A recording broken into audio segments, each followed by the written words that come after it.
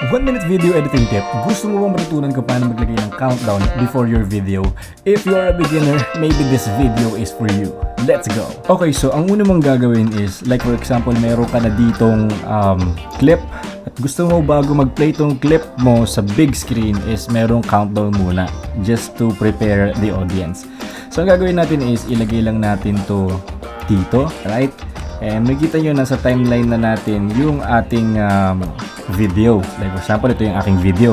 Pero ang gusto kong mangyari is bago mag-play ito, magkaroon muna ako ng countdown. So ang una mong gagawin is punta ka lang dito sa new item, click new item, and punta ka dito sa Universal Counting Leader and hit OK. Pag napunta ka na dito, just hit OK. Ngayon, pag nandito na siya, ang gagawin mo na is iusog mo lang to forward yung clip mo para mailagay mo sa unahan yung countdown.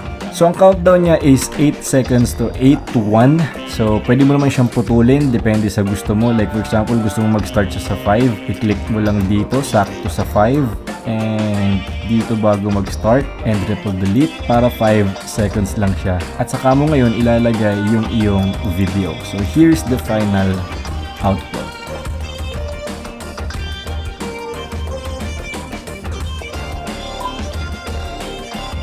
Alright, di ko nag-play kasi baka makapiright tayo. And yes, that's my 1 minute video editing tip. Follow for more and subscribe.